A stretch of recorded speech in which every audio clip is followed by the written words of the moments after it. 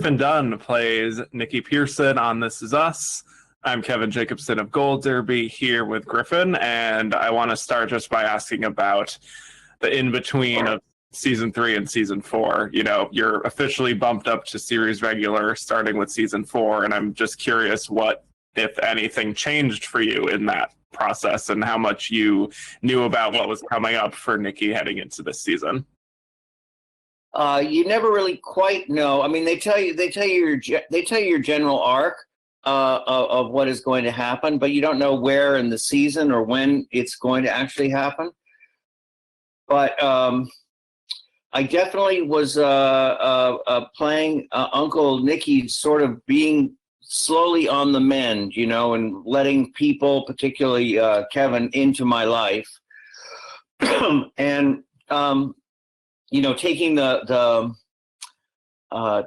focus from myself and my own problems, you know, with alcohol and health issues and PTSD, and kind of you know, helping my nephew who'd been helping me, and letting him help me.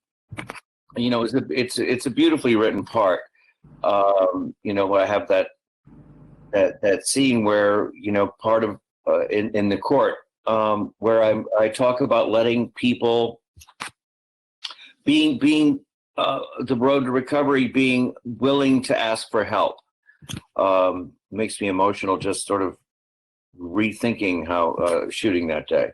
It's a very powerful message for people who have struggles with mental health and alcohol and things like that. Mm-hmm. Yeah, and you know, I think we know by now that Kevin's relationship with Nicky really began with wanting to have some kind of connection to Jack again, you know, but it's been really interesting to watch how Nicky is sort of navigating that relationship with Kevin. You know, can you just talk about the purpose that Kevin serves in Nicky's life and just how that relationship has evolved in your eyes? Yeah, well, both Justin the actor and me, we find ourselves very amusing. You know, we have a pretty good sense of humor, I think. So we kind of locked into doing that, bringing that to the parts of the way we, you know, give each other a hard time. And you know, look at each other like the other one's crazy, not me. So that we kind of found our bonding through humor, and which is good because it takes the kind of heaviness of the drama of you know, people who are in struggle. If they have a sense of humor, they don't just lose the sense of humor. They still have a kind of wry way of expressing themselves, even if it's critical toward the other. So I think we bonded on that level, and I think Nicky recognized qualities in Kevin that he had in himself. You know, certainly dependency issues, but also, you know, he was very taken about Kevin actually reminding him of his brother, his older brother, who felt, you know, he wanted to take care of things, you know, and looked after him. And he kind of saw that was actually kind of a flaw in Kevin, that was his desire to fix things in other people was a way to avoid the fixing in himself. And I think that's an insight that isn't particularly articulated, but I hope kind of comes across in our relationship over the period of time. Yeah. And then there's also Jennifer Morrison as Cassidy, who is also a veteran, and the two of them really spend time together. That's certainly a complicated but compelling dynamic, I think. Yeah. Yeah. So how did you develop that relationship with Jennifer? I think you know, in the best way, where it's vaguely adversarial. And it starts off adversarial and then kind of becomes something where we have someone in common, of someone we care about in common. And we both find ourselves kind of in the same, with the same interest of looking after Kevin. When it all started with them having all this concern for me, looking after me, we end up looking after him. But she and I found, as actors, a kind of a real partnership and a simpatico with each other that I think people in the fan online community felt might lead to something more. And I don't think it's a spoiler. I have a feeling that ain't happening. Not that I'd object, but Right. but I don't think it's that much of a connection. That kind of a connection. Gotcha.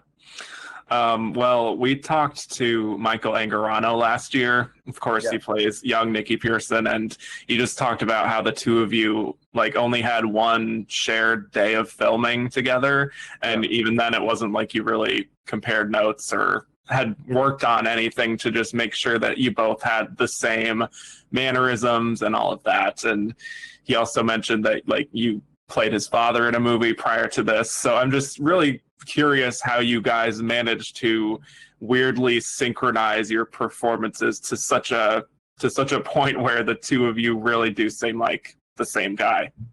Yeah, there's an expression about people who make movies, direct and produce them. That is said without modesty. That the trick to making really great movies is 90% casting and 10% skill, and that was just a stroke of very creative and instinctual casting that we weren't even attuned to. Yeah, we played father and son before, and we didn't have time to to work out similar mannerisms and different things that you'd normally do. But I think Dan and the casting department sort of saw a similarity that luckily and it just sort of worked out that even the casting of myself in this role, I don't know that I would have thought of me originally for the role. I totally got into and loved researching the role and found lots of things I had in common with Nicky about. But I think on the page, the sort of first impression on the page might have been, someone even older or someone, I don't know. I would have cast Harris Yulin or something, and gratefully they didn't. And I turned out to be well suited for this part. And casting Michael to play a younger version just was rather inspired, I think, on Dan and the casting department. Totally. Yeah. Well, since Nicky is a veteran and was really visibly affected by the war, I also just wanted to ask how much you researched, the experience of soldiers who had PTSD and also maybe didn't really have that support system and, lived something of a solitary life after coming home like Nicky did. Well, that was the aspect of the part that really appealed to me in a very personal level. I'm old enough to have just gotten my draft card, but I got my draft card as the troops were being called home. So while I had a very kind of a number that was in a hot spot, if it was earlier in time, if it was a year earlier, I was a year older, I could have been drafted. And I lived, quite honestly, in terror of being drafted. I found the jungles and the weaponry that was used and the amputations of the soldiers that we'd see on the news coming home, and the huge body counts. I was old enough to let all of that, to really kind of live through all of that. And the prospect of being sent there was quite terrifying to me. And a very real possibility. It came very, very close. So that war, in the years that since it's been over, I've been drawn to books about Vietnam and movies about Vietnam. And my favorite, I think one of the best written books, and I've read quite a lot of them well before this. I was involved with This Is Us, was Tim O'Brien's The Things They Carried. And I also read everything else he'd written as well. So I could not believe that not only did I get this part, but the episode was co-written by Tim O'Brien. Oh, yeah. Mm-hmm. And so a certain degree of research about the terrors of the war and and what it was like to be in conflict, were so accurately described by Tim and another writer named Malantes, who wrote Matterhorn and then oral histories of soldiers who were fighting in that war. I'd already had a jump on that part. As you said, there wasn't much of a support system for soldiers with PTSD and for Vietnam. Nor was there during World War II, which my father had fought in Battle of the Bulge. And I found a short documentary that John Huston had made about returning soldiers. They had then called it shell shock. And it was, he filmed a psychiatrist talking to soldiers who had returned home. And I looked at that very closely, which was harrowing. And then I know he was, Nicky also struggled with alcohol and depression, and that's not unfamiliar to me either. In my family and friends, I think everyone knows someone who's struggled with either of those issues. So I had a lot to work with, and none of it was too unfamiliar. So there's this moment this season that really stood out to me, at least, where Nicky is in the car with Kevin and Cassidy, and he's talking about basically the one that got away, Yeah. Sally, who Nicky was dating before he got drafted, and they wrote letters to each other, and eventually he just stopped writing back, and he came back and went looking for her, but she wasn't there, and he didn't really bother waiting around because he knew that she wouldn't be there. And it's a very affecting scene, and I'm just wondering, what do you think Nicky is experiencing in that moment? Because I want to say it's like a level of regret, but it's almost like he has resigned himself almost to that being his fate, that people won't be there for him. Well, I think you just described it for me. That there is there's a resignation in his character of not really believing in people. When he came back from the war, I think he saw the most terrible things you can imagine that humanity has to offer. And I think that had a huge effect on him. And he came back a very different person than he left. And the boy who left, who knew the girl who said she'd wait for him, he came back thinking, no, people don't wait. They just don't wait. And it just confirmed, even though he didn't really give it a chance, it confirmed what he felt about people and their capacity to disappoint. It's a very sad and poignant thing. But I the good news is, what I've noticed, and I have no way of proving this, there's very little backstory that Dan and the writers mention without it sort of showing its head later. So stay tuned. Interesting. Well, you came into This Is Us in season 3, like I said, kind of after it had become a big deal, a big sensation, and now you're part of it. And I'm just curious what your thoughts were on the show before you signed on, and now having played Nicky for 2 seasons, just why you think the show resonates as it does with so many people. Yeah, I was familiar with the show. I wasn't as caught up. I think I was a season behind. So when I got the call about possibly being in the show, I speed viewed of the rest of the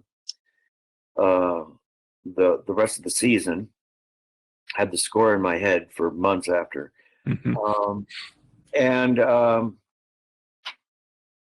you know, it's I've done you know, previously I'd done work in front of the camera and behind the camera. It's often been of a kind of a more of an independent bent. I don't think I've been involved, you know, in a permanent way with something that has such broad appeal, and which I've always wanted, quite honestly. And especially on this, that it has a broad appeal that I think affects anyone who's in a family. All families are imperfect. All families have struggle, and they have issues, and they have humor through struggle. And sort of each of these characters seem to represent something for everyone to sort of identify with. I just have never had an experience where, you know, people come up to me so moved about, you know, my character's journey, and, you know, and outside of, you know, LA and New York, you know, I will be in, you know, New Orleans at World War II Museum, you know, just as a tourist, and people come up to me. They don't about this. I just have to be playing a vet. They actually think I was in Vietnam, and vets come up to me, and you know, I've never had that experience, and it's one I'm grateful for. Yeah, I can sense that from you for sure. So just as we wrap up here, anything at all you could tease about season 5 of This Is Us? We saw a little something in the finale of season 4, just a little break on Nicky's finger. Yeah. A few people picked up on that. Pretty intriguing. Anything at all you can tease for that? Yeah. Well, I'm envisioning passionate love scenes between 2 senior citizens. Sure. In a way we've never seen it before, and never want to see it again. No, I don't. I mean, the ring is significant. I think that there's a love story ahead of some kind. I can't, as I say, you know, I can't say very much. But I'm always saying to Dan, you know, don't let me get too healthy. You know, it's always fun to sort of relapse and pick up a bottle again or have a nervous breakdown. But whatever it will be, it's a rich, complicated character, and I think there are more struggles ahead with typical Nicky, grouchy, humorous fashion. I look forward to seeing how that manifests. Yeah, me too. So, well, for those of you watching, hit like and subscribe for more interviews just like this, and head to goldderby.com and start making your Emmy predictions. Griffin, thank you so much for talking to us today. It was great chatting with you. You too as well.